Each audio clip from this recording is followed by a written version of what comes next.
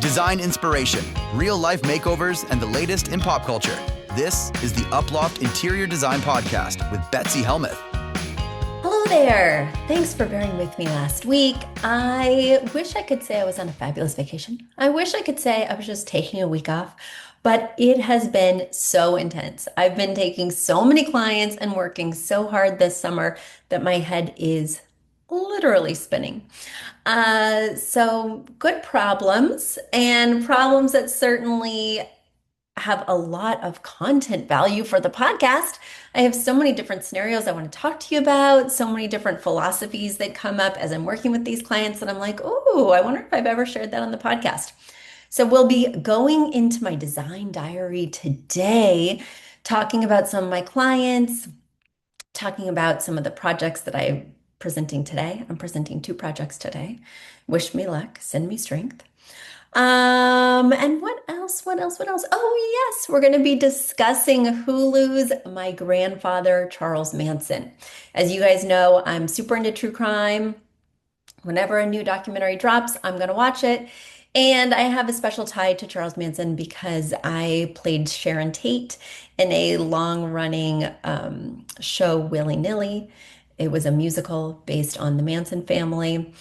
And that was very fun and very interesting. And wow, it was 16 years ago right now that I was in rehearsals for that show. 17 years? 17 years. Oh, who knows? It's all a blur. Anyway, let's start by talking design. All right, let's dig in with one of my clients. So, I have all these dossiers here. Let me just choose one at random. Okay, this client that I'm presenting to today, they worked with a fortune teller and they need images of phoenixes around their home. So the fortune teller not only told them that they needed to rename their cat, the fortune teller, also told them that when they bought this new apartment, they needed to be really focused on not only using imagery of these specific animals. It could be a phoenix or it could be a peacock, but the tail has to be down. It can't be up and fanning out. The attention can't be drawn to the feathers. It needs to look like a phoenix, which surprisingly, and I never thought about this before, the 2 birds kind of do. And then the other thing, most phoenixes happen to be red or orange or yellow because they're rising from the ashes, right? It's a bird rising from a burnt pile of rubble, representing renewal and regrowth and life after death and all these exciting things. But they can't use red. They can't use orange. The only 2 colors they can use throughout their entire home are blue or yellow. So there was a lot of constraint, especially because this client is moving into this beautiful Brooklyn brownstone and really wants to lean into kind of the old world details in the brownstone, but also has a very contemporary point of view in terms of not wanting to use pieces that are overly ornate, not wanting to use any antiques, wanting clean lines, modern shapes, lots of curves, light wood. But then we have these other layers of things going on and these other constraints. Now, if you know me, and you do because you've been listening for how many years? 11 years? If you know me, you know that I love constraints. Constraints actually make my job easier. When somebody gives me endless budget, endless color palette, no style direction, I feel lost. So the minute they said must have phoenixes, only blue and yellow, only these type of lines, we're only going contemporary, but it needs to go well with our brownstone, I lit up like a Christmas tree. I was like, yes, we can do this. And I had lots of fun working on this project. Now, they're also, I have a feeling, going to be a little bit particular. So I hope that they really love what I found. But I found this beautiful, like, phoenix griffin toile that's blue on like a grayish background. And it's really dynamic, very classy, very clean, not overly in your face, even though the entire wallpaper is filled with these mythical animals. Then I found these beautiful sconces from World Market that are peacocks, and they're touch of brass, which the woman told me, the fortune teller said could also count as a yellow. So we're using touches of brass, and the sconces are so cool. And then I found an in table from Front Gate, or was it Anthropology, that has a glass top with a peacock base. So I'm layering things in tastefully because I think the rest I'm just going to go with the blues, with the contemporary shapes, and avoid more imagery. But that's one client I'm excited about and presenting today. The other client I'm excited about is, let's see, I think I already told you about this client who's been in her apartment for 30 plus years. And she moved in as a single gal. Well, first she just went to a party there and she was like, I would love to live here. And then her friend took note of that. So when an apartment became available, she was like first in line. And now she's been in a rent stabilized place for over 30 years. She was single, then she got married, then they had a kid, and it's in a railroad one bedroom. So if you're familiar with a railroad, you basically have to walk through the whole thing to get to the bedroom. So it's a long, narrow strip with a living room on one end, bedroom on the other end, and in between, you'll find the kitchen, you'll find the entryway, and you'll find the bathroom. And they've been sharing this because her kid is just now going to college for almost 20 years. Well, they had given the kid the bedroom when he got older, I don't know, middle school, high school, and they were sleeping in the living room. And now they're reclaiming the bedroom and moving out of the living room. And so I'm really excited to help with that. Speaking of life changes, one of the most exciting things about my job is getting to help people through difficult life changes. As I've said before, nobody calls me, nobody calls my company because they're having a good day. Everybody's going through something, everybody's experiencing some challenges. And one of the clients who called me last week is a client that I actually knew through his wife. We were part of a business group together and we'd been in some breakout sessions, and then she hired me to help with their home. So a different designer from my company helped with some rooms, and then I helped with her exterior. And then ultimately it turns out that they are getting separated. And while I didn't hear that from her because she's traveling around Europe, I heard it from her husband, who, or soon to be ex-husband, who reached out to me because he's moving into a bachelor part, he's moving into a bachelor pad for the first time. And not only is he overwhelmed, not only is he going through a lot of emotional turmoil, but also he's having to do a lot of things for the first time, like buy furniture, like choose a TV, like decide where pieces go and pick a color palette that he likes versus having to compromise with somebody else. What is his style? What artwork is he drawn to? Of course, it's scary and probably traumatic and multi-layered and very emotional to be separating, but it's also an opportunity to not only find yourself if you've been compromising for 20 plus years, but also to reinvent yourself. Not only who was I all this time, who am I right now, but also who do I want to become? And I think a huge piece of that is not only the new space that you choose, but it's also the new furniture that you choose. Am I a person who likes to lounge while I watch TV? Am I a person who maybe wants to explore not having a TV? Do I want to work from the dining room now that I don't have to be relegated to a home office? What does this look like for me? So while I can definitely tell he's going through it, I'm always looking for small opportunities to remind him this is your place for the first time in a very long time. What kind of new things do you see for yourself? What kind of things do you want to put in the space to inspire your next chapter or to encourage yourself to invite people over, friends that are just yours, or maybe even dates eventually? I think it's really exciting, but also he has kids that are in their 20s. And what do you want to show them about who you really are when you have your own space. As they set out in the world and start finding themselves and making their own spaces, how can you model that for them in a way that's inspiring? In a way where they want to hang out with you, just like they want to hang out with mom. And maybe they're even discovering new things about you and your new solo persona. I think there's opportunity, and of course, amidst all the turmoil, a little bit of hope and excitement. The last client I'll talk about today is a client that I met last week on the Upper West Side. And they were moving from like 70 something street to 60 something street on the same road, but just moving down a little bit. And they were moving to a really big space. Now, I guess their current rental that they'd been in for over 20 years was also really big. So this some ways felt like a lateral move, even though they were buying this one. But if you know anything about New York City, you know the real estate market is crazy right now. Everything's very inflated, whether you rent or own.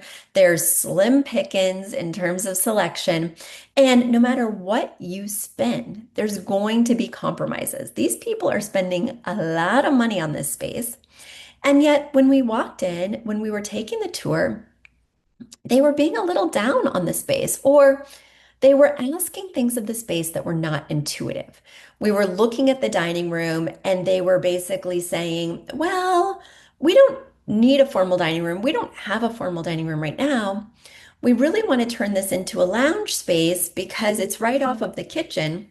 And I guess in their last space, they had a more open kitchen, but in this space, it's quite closed off. And the woman was saying, when I'm cooking, I don't want to feel so lonely. I want people to talk to me. But even in that dining area that they wanted to turn into a lounge, first of all, there were no parallel walls. There were lots of openings and windows. And so it was going to be very hard to situate a TV and a couch in an intuitive way. And even if you did put a couch in there, because the kitchen was so closed, the kitchen had a lot more parallel walls than the dining room, let's put it that way, they wouldn't even really be able to talk to you anyway. They certainly couldn't see you. They'd be able to yell less loudly than if they were in the adjacent living room. But all this is to say that in each room we went into, there were things that were going to be a change for the homeowners in terms of their lifestyle and how they currently live in a space. And also, there were things that this place was not doing properly for them, didn't have enough storage, didn't have a proper, oh, excuse me, guest room. Thank goodness I always have a coffee nearby. Didn't have a proper guest room, didn't have a place that felt intuitive for him to work from home. And here's the deal. I had to stop the design session because I needed a reframe for them. They've committed to this space. They bought this space already. So we needed to get real clear on something. When you move into a space, this is the speech I gave them. Okay, I'll give it to you. When you move into a space, you're moving in sometimes with a partner, right? And with your partner, you have to compromise. With your partner, you're not going to get everything you always wanted. You're going to get some fun surprises that you weren't expecting that are probably really great. But also, you have to kind of accept them for who they are because those negative traits are probably not going anywhere without major upheaval. When we're talking spaces, we're talking renovation. Major upheaval, we're talking, I don't know, life shifts, mucho therapy, I don't know. But then the other thing is you can't ask them to do too much. If you overburden a space and ask one of your son's room to be both a guest room and a work from home office and a place for your holiday storage and a place for your additional clothes that don't fit in the primary bedroom, well, it's not going to do any one of those functions well. And it's just like when you overburden a partner. They're not going to be able to do all the different things you list for them well. Would you rather have things done well and live peacefully or always be in chaos because you're asking the impossible of your partner? Well, the architecture is your new partner. No matter who you move in with, whether it's a husband or a wife, or if you just live there alone, you are uniting with this new partner, the architecture. And there's a lot of things you're going to have to accept. Now, it doesn't mean you need to fully accept. It doesn't mean that you shouldn't push back. It doesn't mean that you shouldn't introduce functions that you think are appropriate. Your voice needs to be heard in the partnership too. But you need to be realistic about what this partner can actually do and what this partner brings to the table. Sometimes it's not exactly what was on your wish list. Sometimes it can be even better. So we had to stop, we had to reframe, we had to recommit to the space. She was already feeling very committed to the husband. Just recommit to this space, see it through those eyes. And now let's look at the possibilities because it was a beautiful $4 million apartment overlooking the Hudson River. There was a lot to like. All right, guys, let's quickly talk about My Grandfather, Charles Manson, that's streaming on Hulu. I watched it the day it came out because, it's supposed to be hot, hot, hot. Lots of people were talking about it. And you heard about my connection to the Charles Manson um, situation from early on. But I'd always been a little intrigued because I love everything 60s and 70s. And it's just an era that I've spent a lot of time researching before I was even cast in that play. So I watched this movie.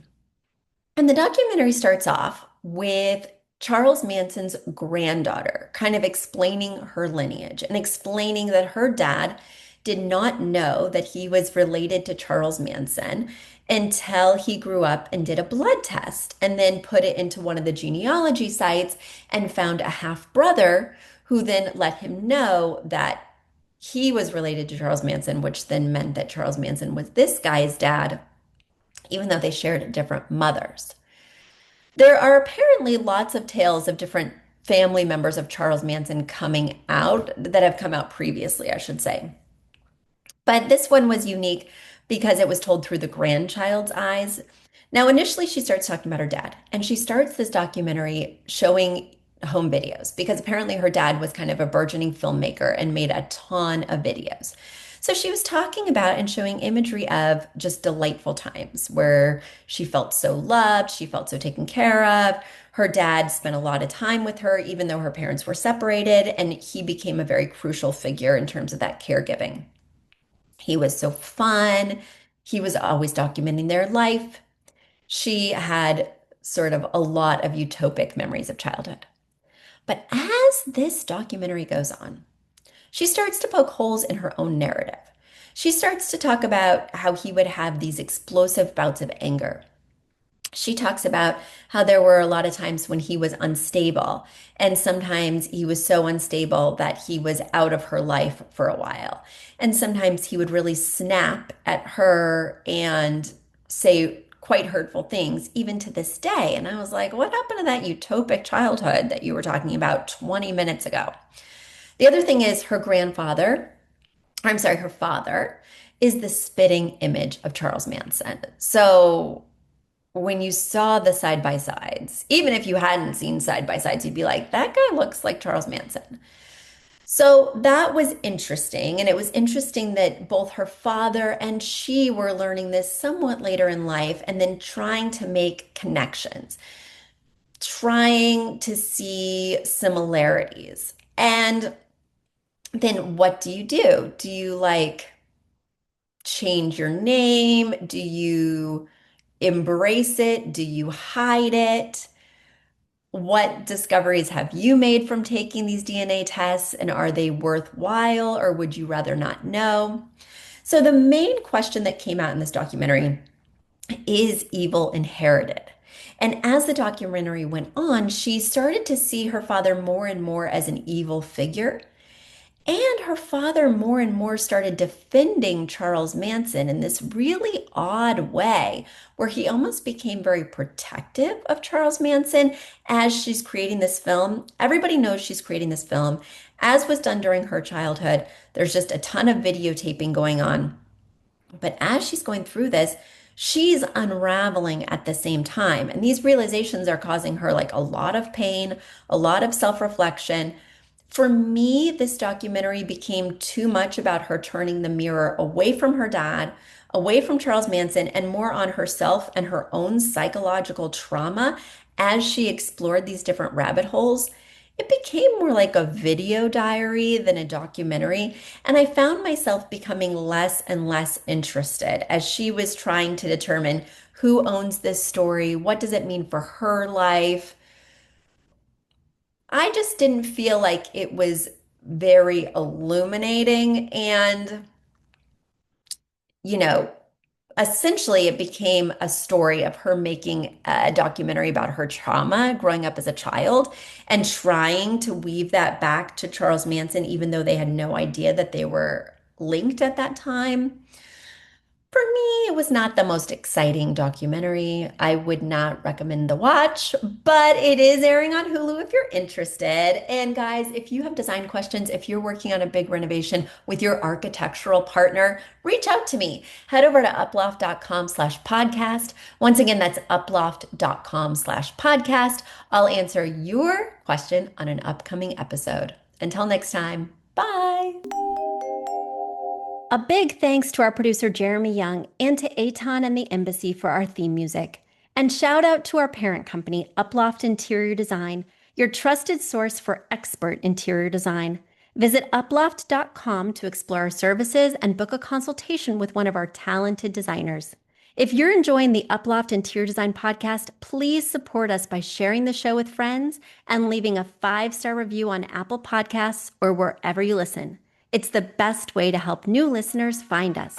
Thanks for tuning in, and we'll see you next week with more pro tips and pop culture dish.